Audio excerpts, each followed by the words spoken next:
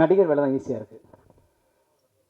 தமிழ் பாடலாசிரியர் உருவாக்குறதுக்காக தமிழ் திரைப்படம் உருவாக்கினீங்க.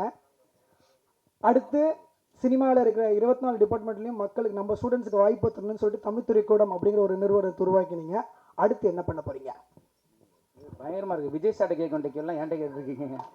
ஒன்றும் பண்ண மாட்டேன். அடுத்து படம் பண்ண அவ்வளோதான். அவர் ரெடியாகி போயிட்டார் ஆல்ரெடி. அடுத்து அவங்க சொன்ன மாதிரி அரணம் 2 எப்போ? கொஞ்சம் ஒரு 4 படம் ஹீரோ நடிச்சுட்டு அப்புறம் வரேனே. இறுதியாக நிறைய ஒரு குட்டி கேள்வி. நீங்கள் படத்தில் நிறைய மெசேஜ் சொல்லியிருக்கீங்க, குறியீடாகவும் இருக்குது, நேரடியாகவும் சொல்லியிருக்கீங்க. இப்போ இந்த படத்துக்கு அப்புறம் உங்களுக்கு நிறைய ரசிகர்கள் சேர்ந்துருக்காங்க, இங்கேயும் நிறைய இளைஞர்கள் வந்திருக்காங்க. அடுத்த தலைமுறைக்கு நீங்கள் சொல்ல விரும்பும் ஒரு நல்ல விஷயம்? அதில் தான் ஆரம்பிக்க போகிறேன். சிறப்பு, தொடங்குயா. சுயம் கொளுத்தி படைப்பாளனாகிய தமிழ் தாய்க்கு வணக்கம். மேடையில் வீட்டிருக்கக்கூடிய அன்பர்களுக்கு வணக்கம். என்றும் நான் மதிக்கக்கூடிய அன்பு நிறை பத்திரிகை ஊடக அன்பர்களுக்கு வணக்கம். தமிழ் திரைப்பாக்கூட சொந்தங்களுக்கு வணக்கம். அனைவருக்கும் வணக்கம். நீங்கள் கேட்ட கேள்விக்கான பதில் அவர் எங்களுடைய நௌசத் சார் சொன்னார். அறம் வெல்லும், அதுதான் செய்தி. என்றைக்குமே அறம் வெல்லும். எத்தனை துயர் வரினும் எத்தனை தடை தரினும் அனைத்தையும் தகர்த்தெறிந்து என்றும் முடிவில் அறம் வெல்லும்.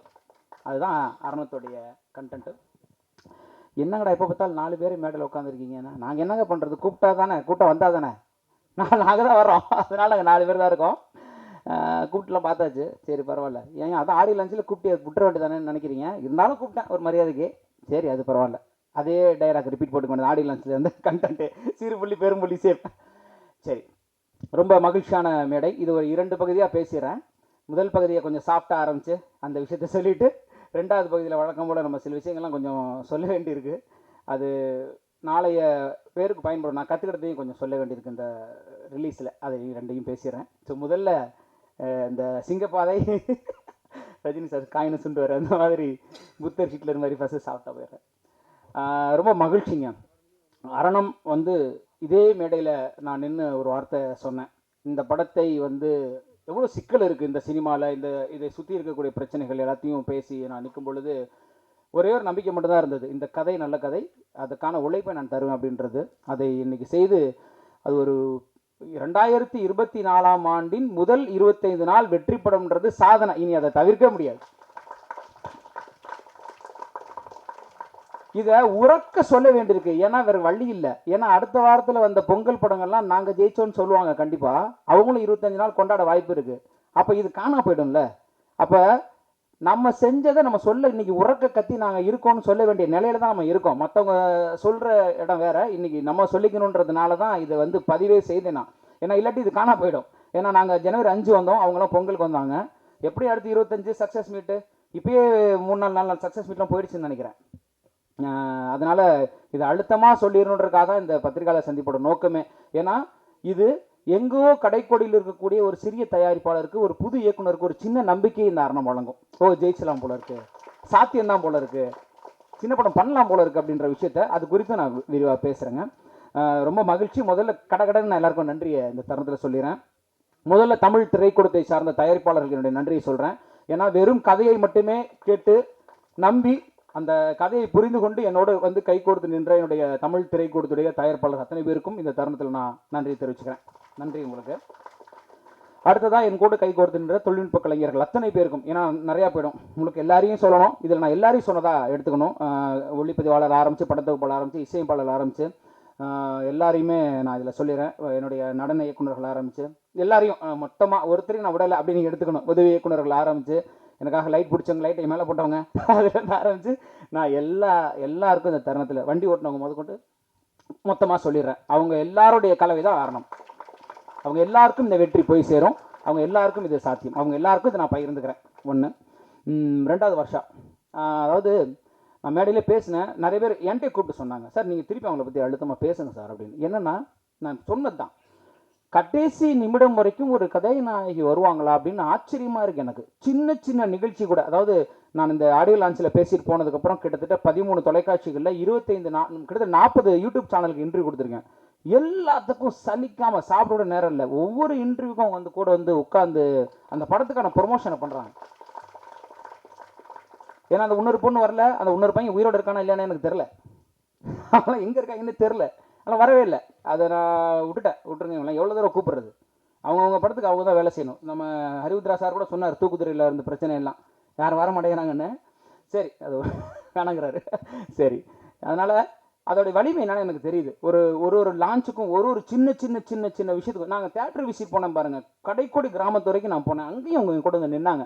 அது வந்து பெரிய விஷயம். ஒரு கதைநாயகி வந்து அவ்வளோ செய்யணும்னு அவசியம் இல்லை. அது அவங்களுடைய அந்த அர்ப்பணிப்பை காமிக்குது. ரொம்ப ரொம்ப நன்றி வர்ஷா, ரொம்ப நன்றி, ரொம்ப சிறப்பு. மற்ற என்னுடைய அனைத்து பேருக்கும் நன்றியை திருப்பி சொல்லிக்கிறேன் ஒட்டுமொத்தமாக. அடுத்ததாக ஹரிவுத்ரா சார். அதாவது நான் ஓடுறேன், எனக்கு ஒரு விஷயம் இருக்குது, எனக்கு அதை செஞ்சாகணும்னு இருக்குது அப்படின்னா அது அவருக்கும் இருக்கணும்னு அவசியம் இல்லை. அப்போ அவருக்கும் அதே நேர்த்தியும் காதலும் இருந்ததால் மட்டும்தான் இது சாத்தியம் ஆச்சு. அவர் இல்லைன்னா அது சாத்தியம் இல்லை. உத்ரா ப்ரொடக்ஷன் இல்லைன்னா இது சாத்தியம் இல்லை. நான் போகிறேங்க அப்படின்னா நான் மட்டும் இப்படி போகிறது, நீங்கள் வாங்க சார் சொல்லி என்ன வேணால் பண்ணலாம் அப்படின்னு சொல்லி கான்ஃபரன்ஸ் காலில் போட்டு எத்தனை தேட்டர் ஓனர்கள்ட்ட பேசியிருப்போம், எத்தனை பேர்கிட்ட பேசியிருப்போம், எங்கள் போஸ்ட் வைக்கல, என்னென்னமோ அவ்வளோ இழுத்துட்டு என் கூட ஓடினார். ஒரு வெளியீட்டாளர் வந்து சென்சார் ஸ்கிரிப்டுக்கு வரணும் அவசியம் இல்லை, எல்லாத்துக்கும் வேலை பார்த்தார் அவர். அப்படி ஒரு வெளியீட்டாளர் கிடைப்பாரான்னு எனக்கு தெரில. அப்படி யாருக்காவது உங்களுக்கு வேணும், சரியான ஒரு வெளியீட்டாளர் வேணும், உங்களுடைய படத்தை அடுத்த கட்டம் கொண்டு போகணும், இந்த இடத்தில் நான் உரிமையோடு பரிந்துரை செய்கிறேன், ஹரிவுத்ரா அவர்களை தொடர்பு கொள்ளணும். அவர் படமாக அதை எடுத்து அவர் வேலை செய்வார். அதனால தான் இன்றைக்கி இந்த மேடை கூட சாத்தியம் அவருடைய ஒத்துழைப்புனால தான், இல்லைன்னா இந்த மேடை சாத்தியம் இல்லை. நான் படம் பண்ணிட்டேன்னு வச்சு நான் என்ன பண்ணுறது, அதை கொண்டு போய் சேர்ப்பதற்கான அந்த நேர்த்தி தான். நன்றி சார், தருணத்தில் மகிழ்ச்சி. அத்தனை பேருக்கு நன்றி சொல்லிட்டு நினைக்கிறேன். நான் விஷயத்துக்கு போயிடுவோம். அரணம் என்ன செய்தது, என்ன தந்தது? இதே மேடையில் நான் ஒரு வார்த்தை சொன்னேன், இந்த படத்தில் இவ்வளோ பிரச்சனை இருக்குது, இந்த புது படம், இந்த சின்ன படங்களுக்கு இவ்வளோ சிக்கல்கள் இருக்குது, எங்களை சுற்றி இவ்வளோ போராட்டங்கள் இருக்குது, எங்களை ரிலீஸ் பண்ண விட்டா பார்ப்போம், எங்களை முதல்ல தியேட்டர் கொடுத்தா பார்ப்போம், எங்களை ஒரு வாரம் நிற்க வச்சாங்கன்னா பார்ப்போம் அப்படின்ற ஒரு வார்த்தையை நான் வந்து இந்த மேடையில் பதிவு செய்திருந்தேன். அதில் எனக்கு 2 வகையான அழைப்பு வந்தது. அன்றைக்கி நான் பேசிட்டு கீழே இறங்கின உடனே எப்படி பார்த்தாலும் ஒரு 50-60 அழைப்பு. தம்பி வளர்ந்து வர்றீங்க, ஏன் இப்படி, அதாவது அக்கறையான மிரட்டெல்லாம் வந்தது எனக்கு. உன் வேலையை பாடுறா அப்படிங்கிற மாதிரியான கொஞ்சி சொல்லுவாங்கல்ல, அப்படி கொஞ்சியெல்லாம் சொன்னாங்க.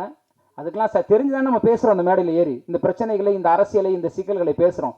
அப்போ அதெல்லாம் பரவாயில்லைங்க, நான் அது ஓகேன்னு சிரிச்சுக்கிட்டே அதெல்லாம் எடுத்துக்கிட்டேன். நல்லா இருந்துச்சு அந்த மிரட்டினதெல்லாம். நேராக மிரட்டல, குழந்தைக்கு மருந்து கொடுக்கும்போது நேராக குடிக்கலாம், தேனை தடவி கொடுப்போம், அந்த மாதிரி கொஞ்சம் பார்த்துக்கப்பா, இப்போ தான்ப்பா நீ வர்ற, பாடலாசிரியராக நீங்கள் இருக்கீங்க, ஆனால் நடிகராக இப்போ தான் மேலே வர்றீங்க, எல்லாரையும் பெரிய பெரிய ஆளெல்லாம் பற்றி சொல்லிட்டு இருக்கீங்க அப்படின்றதெல்லாம் வந்தது. எனக்கு ஒரு புன்னகை தான் இருந்தது. நானும் இது கால் வரும்னு தெரிஞ்சுதான் நம்ம பேசுகிறோம், அதனால் அது இருந்தது. அதே இன்னொரு புறம் பார்த்தீங்கன்னா பெரிய வரவேற்பு இருந்தது. அவ்வளவு தயாரிப்பாளர்கள் பேசும்போது எனக்கு அவ்வளோ மகிழ்ச்சியாக இருந்தது. சார் சத்தியமான உண்மை பேசுனீங்க சார், சத்தியமாக பேசுனீங்க சார், எங்கள் சார்பாக பேசுனீங்க சார், ஒன்றும் பண்ண முடியல சார் பேசும்போது அவ்வளோ மகிழ்ச்சியாக இருந்தது.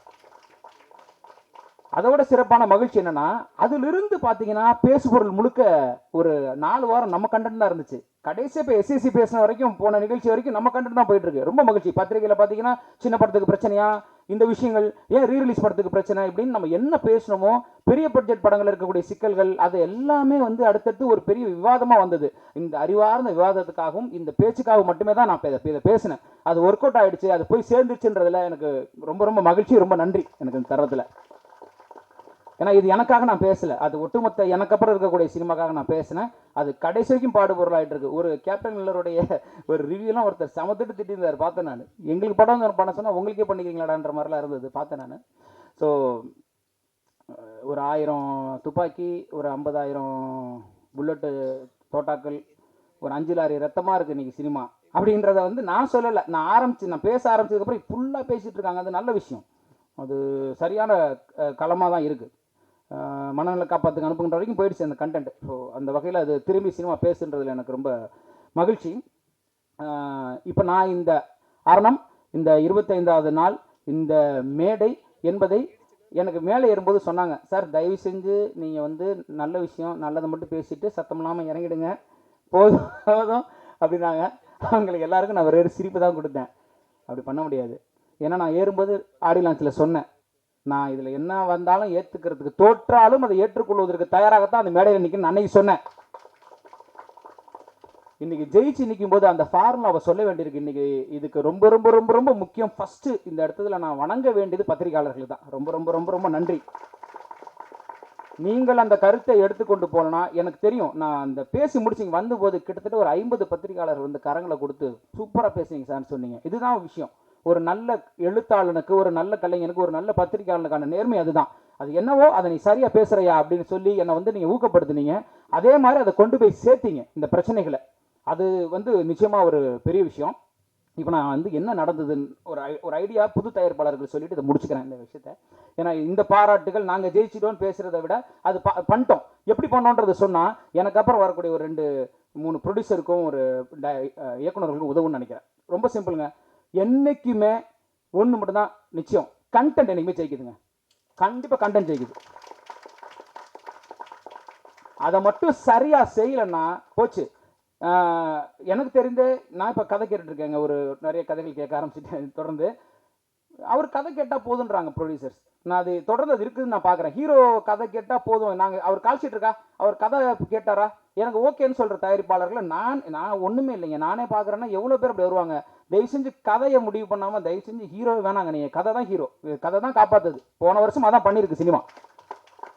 நீங்கள் யோசிச்சு பாருங்கள், கடைசி வரைக்கும் ஜெயிச்சிருக்குது கதை உள்ள படம் தான் ஜெயிச்சிருக்கு. நீங்கள் 300 கோடி கொடுத்தாலும் தூக்கி போட்டு போயிட்டே இருக்கான் அன்றைக்கி. அது ரொம்ப தெளிவாக இருக்குது. அதை இப்போ வரைக்கும் பார்த்தோம். இந்த சமீபத்தில் 2024 அதை வந்து நிரூபிக்குது. ஆடியன்ஸ் ரொம்ப ரொம்ப தெளிவாக இருக்காங்க.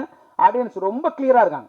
எனக்கு இதுதான் வேணும், அது சின்ன பட்ஜெட்டாக பெரிய பட்ஜெட்டாக இல்லை, நல்லா தான் நல்லா இருக்குது, நல்லா போங்கடா அப்படின்னு போய்கிட்டே இருக்கான்.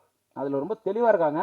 அதனால் தயவு செஞ்சு தயாரிப்பாளர்கள், நான் அரணத்தில் பார்த்தது என் கூட வந்த படங்கள் எல்லாம் ஜெயிச்சிருக்குன்னு நான் ஆசைப்பட்றேன். ஆனால் என் கூட தாண்ட முடியல அப்படின்றது எனக்கு என்னென்னு சொல்ல தெரியல. பொதுவாக நான் சொல்லிடுறேன், கண்டென்ட் மட்டும்தான் அதனால் அரணத்தை கொண்டு போய் சேர்க்க முடிஞ்சது. ஒரு தேட்டர்லையும் எல்லா இடத்துலையும் அந்த கண்டென்ட் ஒர்க் அவுட் ஆனதுனால மட்டும்தான் சாத்தியம். அதனால் தயவு செஞ்சு முதல்ல கண்டென்ட்டை இறுக்கி பிடிச்சிக்க வேண்டியிருக்கு.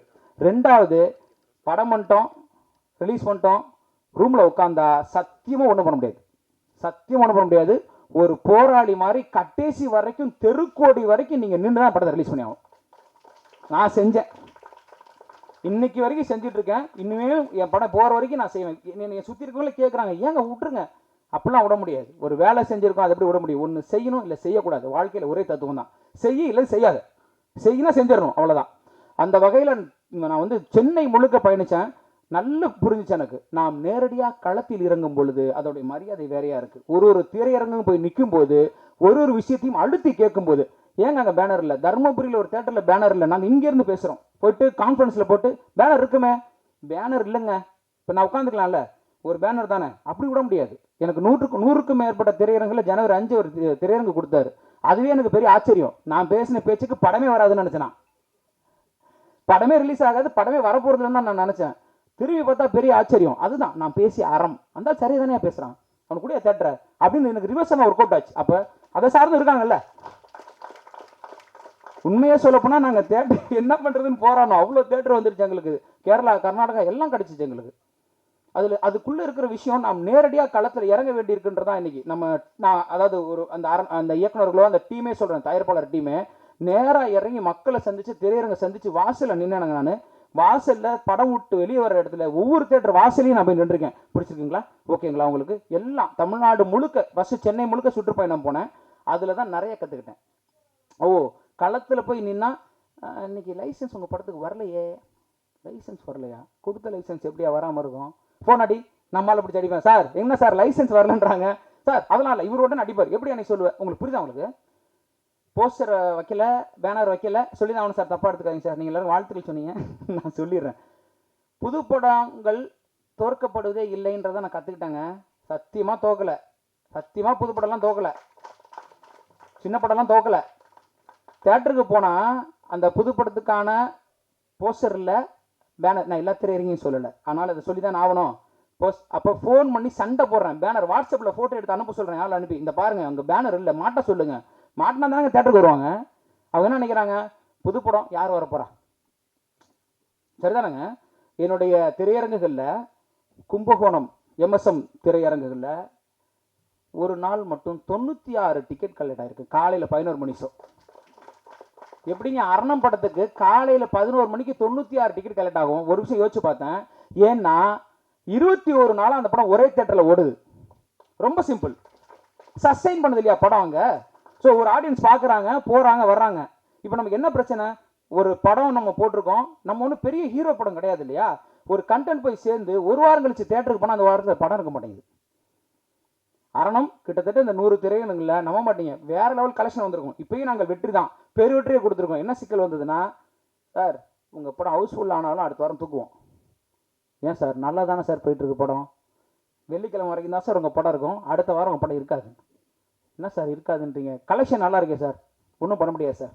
அடுத்த 2 வாரத்துக்கு பெரிய படம் வந்துருச்சு, உங்கள் படத்தை தூக்கிடுவோம். அதாவது நம்ம ஒரு தொழில் செய்வோம், ஒரு டிஃபன் கடை வைக்கிறோம், நல்லா போயிட்டுருக்கு. இழுத்து மூடிட்டு துணி கடை வைக்கிறோம், நல்லா போயிட்டுருக்கு. அது இழுத்து மூடிட்டு வேற ஒரு கடை வைக்கிறோம். அப்புறம் கடைசியில் நம்ம சொல்கிறோம் ஒரு பிஸ்னஸும் நல்லா நடக்கலைங்க, ஒன்றுமே வியாபாரமே வேலைங்கள்னா பைத்தியக்காரனா இல்லையா? நம்மலாம் நல்லா போயிட்டுருக்கு சினிமாவை யாராவது தூக்குவாங்களா? ஓடிட்டு இருக்க சினிமா தூக்குவானா? இப்போ 100 தேட்டரில் யாரும் பிச்சு கிச்சுலாம் நான் போய் சொல்ல மாட்டேங்க, முன்னாடி நம்ம எப்பவுமே உண்மையை பேசுகிறேன். அந்த 100 திரையரங்குகளில் 40 திரையரங்குக்கு மேலே நல்லா இறங்க ஓடி இருக்கு. ஆனாலும் ஃபர்ஸ்ட் வீக்கில் நல்ல கலெக்ஷன் வந்துட்டு இருந்த படம் 100 சில்லற தேட்டர் அப்படியே உடஞ்சிது. சண்டை போடுறேன், ஏங்க ஒரு நாளைக்கு 50-60 கலெக்ஷன் டிக்கெட் வந்துட்டு இருக்கேங்க, ஏங்க தூக்குறீங்க? நீ ஹவுஸ்ஃபுல்லே ஆனாலும் நாங்கள் தூக்குவோம். அப்போ எத்தனை படங்கள், ஓடிய படங்கள் ஒரு வாரத்துக்கு தூக்கப்பட்டிருக்கோம். உங்களுக்கு இது புரிஞ்சுச்சா? விஷயம் உங்களுக்கு புரிஞ்சுங்களாங்க? அப்போ ஓடின படத்தை தூக்கிட்டு அடுத்த படத்தை போடுறான், ஓடின படத்தை தூக்கிட்டு அடுத்த படத்தை போடுறான். அப்போ ஒரு வாரம் தூக்கி தூக்கி அடுத்த படத்தை போட்டு சின்ன படம் ஓடுறதே இல்லைங்க, படம்லாம் ஓடுறதே இல்லைன்னா இது என்ன மாதிரியான முட்டாள்தனமான ஒரு கான்செப்ட்னு எனக்கு சத்தியமாக புரியலைங்க. அது எப்படி ஓடாது? அப்போ ஒரு வாரம் நீ ஓடினால் ஓடாட்டி தூக்கு, உனக்கு ஒரு வாரம் தான் அடுத்த படம் அடுத்த படம் அடுத்த படம். எங்கேருந்து லாபம் எடுக்க முடியும், எப்படி ஜெயிக்க முடியும்? அதே கும்பகோணம் எனக்கு நிரூபிச்சு கொடுத்துருக்கு. நான் கலெக்ஷன் ரிப்போர்ட் கொடுக்க சொல்கிறேன் அவரை. கும்பகோணம் 21 நாள் நின்று விளையாண்டுருக்கு, ஃபுல் காலை 11 மணி காட்சி எல்லாத்துலேயும் எனக்கு 50-60க்கு மேலே. நான் ஏற்கனவே ஒரு விஷயத்தை முன் வச்சேங்க. இந்த ரீரிலீஸ் படம் கீரமங்கலம் திரையரங்கில் காலை 11 மணிக்கு அரணத்துக்கு காட்சி, 40-45 டிக்கெட் டெய்லி கலெக்ஷன் ஆகுது. மதியம் மாலை இரவு முக்கியமான காட்சி உங்களுக்கு தெரியும், matinee show, first show, night show. Trisha இல்லை நயன்தாரா போட்டு வச்சுருக்காங்க. சரி போட்டிங்க, கும்பல் கூடிருச்சா? 5 பேர் கூட வரலன்னு ஷோ பிரேக். 3 நாளாக தேட்டர் மூடி கிடக்கு. நல்லா புரிஞ்சுக்கோங்க, மதியம் ஷோ மூடி கிடக்கு, சாயந்தரம் ஷோ மூடி கிடக்கு, நைட் ஷோ மூடி கிடக்கு. காலையில் ஷோ 40 டிக்கெட்டு, 5 டிக்கெட் கூட வரலன்னு மூடி வச்சிருக்கான் தேட்டர். என்ன கிராம தேட்டரில் திருச்சாலில் நயன்தாரா பார்ப்போனா? ஏற்கனவே அக்வாமேன் கதை தான் அது. நான் தேட்டருக்கே பேசுகிறேன், ஏங்க எங்கள் படத்தை 6 மணிக்கு மாற்றி கொடுங்க. ஒரு ஷோ தான் போட்டிருக்கீங்க, 11 மணிக்கு மேலே 6 மணிக்கு மாற்றி கொடுத்தீங்கன்னா 100 டிக்கெட் வரலன்னா நான் பொறுப்பு எடுத்துக்கிறேன்ற வரைக்கும் பேசுகிறேன். போட முடியாது சார். என்ன போட முடியாதுங்கிறீங்க? மாற்றி கொடுங்க, டயத்தை மட்டும் மாற்றி கொடுங்க. 100 பேர் வரலன்னா நீ சொன்னியா ஏன் வரலன்னு என்ன கேளுங்க, நான் கேட்குறேன். அப்படிலாம் மாற்ற முடியாது சார், மூடி தான் வச்சிருக்கீங்க, அப்படி தான் சார் முடியும். இப்போ நீங்கள் சொல்லுங்கள், முதல் நாள் மேடையில் நான் சொன்னேன் சினிமாவை சினிமாக்காரர்களே அழித்து கொண்டிருக்கிறார்கள் சொன்ன உண்மையா இல்லையா? இப்போ சொல்லுங்கள், சாட்சியோட தானே நான் பேசுகிறேன். த்ரிஷா நயன்தாரா ஓடலன்னு மூடி வச்ச தேட்டரில் ஓடிட்டு இருக்கிற அரணத்துக்கு 40 டிக்கெட் வந்தாலும் நீ மாற்றி கொடுக்க மாட்டேன்ற அரசியல் என்ன அரசியல்? யார் கையில் இருக்க? இப்போ தேட்டர் ஓனர்கிட்ட கேட்டால் எனக்கு தெரியல சார், அவர்கிட்ட பேசுங்கன்றாங்க. அவர்கிட்ட பேசுனா அவர்கிட்ட பேசுன்றாங்க. அது எங்கேயோ போய் ஏதோ ஒரு முட்டுச்சந்தை போய் நிற்கிது. உங்களுக்கு புரியுதுங்களா? இதுக்குள்ளே இந்த இந்த இது இறங்கி வேலை செய்ய வேண்டியிருக்கு, சண்டை போட வேண்டியிருக்கு. ஏன்னா இப்போ நான் இப்பயும் பேசிட்டு இருக்கிறது நான் அரணங்க ஜெயிச்சிட்டேங்க போங்க நான் உட்காந்துக்கலாம் இல்லை. விஷால் ஒரு வார்த்தை பேசினார், 4 கோடி கீழே படம் பண்ணாதீங்க, எல்லா ப்ரொடியூசரும் ஊருக்கு ஓடி போயிருங்கன்னாரு. அதை விட ஒரு பைத்தியக்காரத்தனமான ஒரு பதில் சத்தியமாக கிடையாது. என் இடத்துல குப்பை இருக்கு, அழுக்கு இருக்குன்னா இடத்த காலி பண்ணிட்டு போவேனா, இடத்த சுத்தம் பண்ணுவேனா? எவன் இடத்தை சுத்தம் பண்ணி அதை கோவிலாக மாற்றுகிறானோ அவன் தான் மேன்மையாளன். இங்க குப்பை இருக்கு நடத்த வீட்டுக்கு போயிடுவேன், அங்க குப்பை நடத்த வீட்டுக்கு போயிடு, நாளைக்கு ஒன்னே தூக்கி வெளியே போடுவான். எங்க போனி தான் வாங்கி உண்ணுகிற சோறுக்கு உண்மையா இருக்கணுமா இல்லையா? சினிமா பண்ணாத, வீட்டுக்கு போய்டு, 2 வருஷம் கழிச்சு வராத, வீட்டுக்கு போய்டு. நீ அந்த காசை வேற இன்வெஸ்ட் பண்ணுன்னா நீ எப்படியே சினிமா பண்ற? என்ன நியாயம் அது? எந்த எந்த வகையில் சொல்ல முடியும் அந்த வார்த்தையை? தலையில் ஃபேன் விழுந்துரும், படுத்து தூங்க முடியுமா? தூங்காமல் இருக்க முடியுமா? ரோட்டில் போனால் வண்டிலாம் இடிச்சிடும், ரோட்டில் போகாமல் இருக்க முடியுமா? சினிமாவில் பிரச்சனை இருக்க தான் செய்யும். சினிமா பிரச்சனையை சரி செய்து அதை மேம்படுத்துவதுதான் நம்மளோட நோக்கம். எனக்கே வழினா, நான் ஒரு பாடல் ஆசிரியனா கமிட் பண்ணியிருந்த 3 படத்தோட ப்ரொடியூசர் ஆஃபீஸை மூடிட்டு போயிட்டாங்க. நல்லா வச்சு பாருங்க, 3 ப்ரொடியூசர்ஸ் ஆஃபீஸை மூடிட்டு போயிட்டாங்க. ஏன்னா அவரு சொல்றாருப்பா உண்மையாக இருக்கு, சினிமா பண்ணணும்னு வரும்போது அவன் பயந்துட்டு தான் வரான். இது காசு வருமா என்னன்னு தெரியல, ஏதோ பேர் கிடைக்கணும். இது சொன்னதுக்கு அப்புறமா எனக்கு பாட்டு போச்சு. நான் ஒரு சின்ன புள்ளி பாட்டில். அப்போ யோசிச்சு பாருங்க, அதுல எத்தனை நல்ல படங்கள் தோற்று இருக்கும். அதுல ஒரு கிடா இருந்திருக்கும்ல, அதுல ஒரு அயோத்தி இருந்திருக்கும்ல, அதுல ஒரு லவ் டுடே இருந்திருக்கும்ல. அந்த டைரக்டர் ரோட்டை நிற்கிறான்ல, இவர் பேசிட்டு போயிட்டாப்ல. அப்படி பண்ணக்கூடாது. ஏன்னா அது சாத்தியம் தான் நான் பேசிட்டு இருக்கேன். அந்த பிரச்சனையை களைவதற்கு வாய்ப்பு இருக்குன்னு பேசுறேன். தயவு செய்து என்னுடைய அன்பு நிறை புதிய தயாரிப்பாளர்கள், தயவு செய்து நீங்கள் தயங்கவே வேணாம். நான் இந்த மேடையில் சாட்சி வச்சுட்டு சொல்றேன், அரண் என்கிற 25 நாள் முடிச்ச படத்தை வச்சுட்டு சொல்றேன், படம் பண்ண வாங்க. நீங்க தயவு செஞ்சு சினிமா பண்ண வாங்க. நல்ல கான்செப்ட், நல்ல கதையை மட்டும் தேர்வு செய்யுங்க.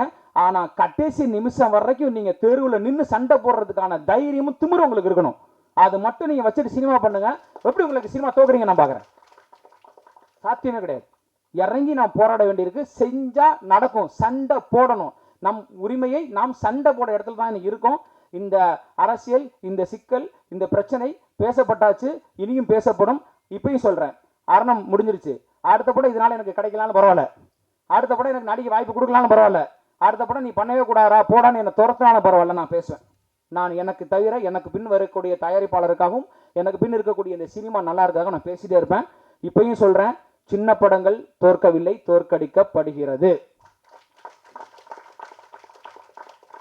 நீ 3 வாரம் கும்பகோணம் எம்எஸ்ல நிறுத்தின அரணத்தால் கலை பண்ண முடியுதுன்னா என் படம் 100 தேட்டர் நின்றுருந்தா என்ன நடந்திருக்கும்? இவ்வளோதான் சாட்சி. ஒரு படம் சாட்சி, எனக்கு ஒரு தேட்டர் சாட்சி. என் படத்தை அத்தனை தேட்டரையும் நிறுத்தி இருந்தா கலெக்ஷன் ஆகலையா நீங்கள் தூக்கிடுங்க, கேட்கவே வேணாம். கலெக்ஷன் ஆகிற தேட்டர்லேருந்து உங்களை யார் படத்தை தூக்க சொல்கிறா? ஓடிட்டு இருக்கிற தேட்டர்லேருந்து ஏன் படத்தை தூக்குறீங்க? கலெக்ஷன் ஆகிற தேட்டர்லேருந்து ஏன் படத்தை தூக்குறீங்க? அப்போ அந்த 50 தேட்டர்லையும் எனக்கு அந்த 100 தேட்டர் எனக்கு கண்டினியூ ஆயிருந்ததுன்னா எனக்கு என்னோட கலெக்ஷன் என்னவா இருந்திருக்கும்? என்னை நம்பி ஒரு 50 பேர் நடிச்சிருக்காங்க, ஒரு 50 பேருக்கு நான் வாய்ப்பு கொடுத்துருக்கேன். அத்தனை புது கலைஞர்களுக்கான வாழ்க்கை அமைஞ்சிருக்கும். என் தயாரிப்பாளர் நல்லா இருந்திருப்பான், இன்னொரு 10 படம் வந்திருக்கும். இப்பயும் நான் ஜெயிச்சு தான் இருக்கேன். நான் பெரிய காசை சொல்கிறேன், பெரிய காசு இதில் இருக்குன்னு சொல்கிறேன். இன்றைக்கும் 3வது, இன்னைக்கு நான் எப்படி உங்களுக்கு சொல்கிறேங்க, அரணம் 25 இல்லை, இன்னைக்கு அரணம் 30வது நாள். நான் எப்படி நான் இன்னைக்கு 30 கொண்டாடணும்? இன்னைக்கு 30வது நாள். இன்னைக்கும் தேட்டர் ஓடிட்டு தான் இருக்கேன். என் படம் நாளையிலேருந்து தேட்டர் இன்க்ரீஸ் ஆகுது. எனக்கு அவர் 50 எனக்கு சொல்கிறாரு, அது எனக்கு தெரியாது. நான் அது போகிற வரைக்கும் நான் உழைப்பேன். நான் நேராக பேசுகிறேன், போஸ்டர் ஒட்டியாச்சான்னு கேட்குறேன், களத்தில் நிற்கிறாங்களா பசங்க கேட்குறேன், தேட்டர் ஒன்று ரெஸ்பான்ஸ் பண்ணுறாங்க. ஏய் இவன் விடமாட்டான் போல இருக்கியா, நம்ம வந்து படத்தை வாங்கிட்டு இல்லை போஸ்டரை தூக்கி சுருட்டி மூலையில் போட்டு கையை கட்டி படுத்துருவோம்னா ஒருத்தன் ஃபோன் பண்ணுறானே, போஸ்டர் ஓட்டிட்டியா, பேனரை மாட்டினியா, ஆள் 10 பேர் 20 பேர் வருவான், நீ டிக்கெட் போடு, ஏன் படத்தை போட மாட்டேற அப்படின்னு சண்டை போடுறாங்க போது வேலை நடக்குது இல்லை? அப்போ நான் படம் எடுத்தால் போதாது, இறங்கி வேலை செய்யணும். அப்படி இறங்கி வேலை செய்ததோடைய சாட்சி தான் அரணம். இந்த வெற்றி அதுதான் தீர்மானிக்குது. அதனால தயவு செய்து இந்த அரணம் படத்தை சாட்சியாக வைத்துக்கொண்டு என்னுடைய புதிய தயாரிப்பாளர்கள், என்னுடைய புதிய இயக்குநர்கள், அந்த டீம் தயவு செய்து அவர் விசால் சொன்னதெல்லாம் தூக்கி குப்பையில் போட்டுட்டு தயவு செஞ்சு படம் பண்ண வாங்க அப்படின்னு நான் கேட்டுக்கிறேன். இந்த இடத்துல 2 கண்டிஷன் அப்ளை தான். அதில் 1, நெருப்பு மாதிரி ஒரு ஸ்கிரிப்ட் இருக்கணும், நல்ல கதை இருக்கணும்.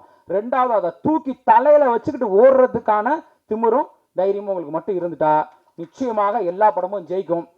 அந்த வகையில் இன்று அரணம் அதற்கான அடையாளமாய் சாட்சியாய் நிற்கிறது. அவ்வளவுதான். ஒரு உழைப்பும் கண்டென்ட்டும் இருந்தால் இது சாத்தியம்ன்ற ஒரு விஷயத்தை அரணம் வந்து செய்து கொடுத்துருக்கு. மீண்டும் உறக்க சொல்லிக்கிட்டு தான் இருப்பேன். இது 2024 முதல் 25 நாள் வெற்றி படம். அதை நான் சொல்லிட்டே தான் இருப்பேன். நான் சொல்லலைன்னா நீங்கள் வேறு படத்தை சொல்லிடுவீங்கன்றதுனால சொல்லிகிட்டே இருப்பேன். ரொம்ப மகிழ்ச்சி. என்னுடைய மரியாதைக்குரிய என்னுடைய பத்திரிகையாளர்களுக்கு ரொம்ப நன்றி. இந்த கிட்டத்தட்ட நான் 4 தடவை மேலே பத்திரிக்கை வந்துட்டேன். கேட்கல, ஏன் அந்த வந்துகிட்டே இருக்காரு, நீங்கள் சத்தியமாக கேட்கல. ஒவ்வொரு முறையும் அரவணைக்கிறீங்க. நான் வந்து இறங்கி வரும்போது அவ்வளோ பாசம் தரீங்க. ஒரு எழுத்தாளனை, ஒரு சக எழுத்தாளன் கொண்டாடுவது எனக்கு ரொம்ப மகிழ்ச்சியாக இருக்குது. ரொம்ப மகிழ்ச்சியாக இருக்குது. எவ்வளோ பேர் சொன்னீங்க, நீங்கள் சொன்னது உண்மைங்க. பத்திரிகையாளரே கை கொடுத்தாங்க. நீங்கள் சொன்ன மாதிரி 1 லட்சம் கண்டுபிடிக்க முடியலங்க. எவ்வளோ நேர்மையாக இருக்காங்க பாருங்கள், எவ்வளோ அன்போடு இருக்காங்க பாருங்கள். ஒரு கலைஞன் பேசுகிற உண்மையை கொண்டு போய் சேர்க்குறாங்க பாருங்கள்.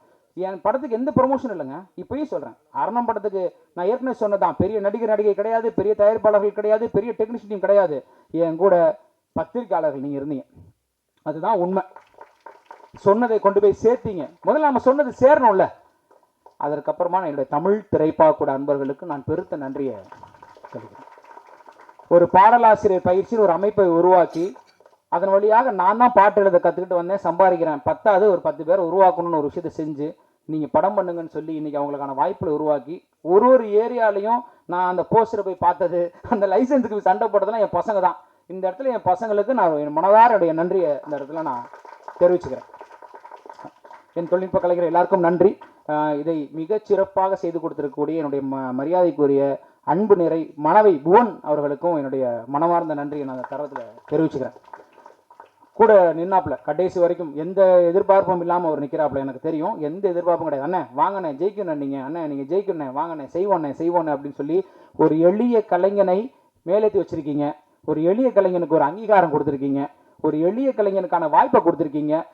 இது இப்போ நான் இன்னும் மேலே ஏற இதை நான் இன்னும் உறக்க பேசுவேன், இன்னும் இந்த அறம் பேசுவேன், இன்னும் இதில் இருக்கக்கூடிய பிரச்சனையை பேசிட்டு தான் இருப்பேன். என்னை வீழ்த்தினாலும் என்னை நிறுத்தினாலும் என் நிலை இதுவாக தான் இருக்கும். என் தமிழ் எனக்கு அதைத்தான் தந்திருக்கிறது. நான் வாழ்ந்தாலும் வீழ்ந்தாலும் என்னுடைய இனம், என்னுடைய மொழி, என்னுடைய உணர்வு மாறப்போவதில்லை. அந்த வகையில் கடைசி வரை இந்த சினிமாவை நான் நேசிக்கிறேன். அந்த சினிமா நல்லா இருக்கும்னு நான் நினைக்கிறேன். அந்த நல்லா இருக்கிறதுக்காக நான் என்ன வேணால் செய்வேன். அரணம் வெற்றிக்கு ரொம்ப ரொம்ப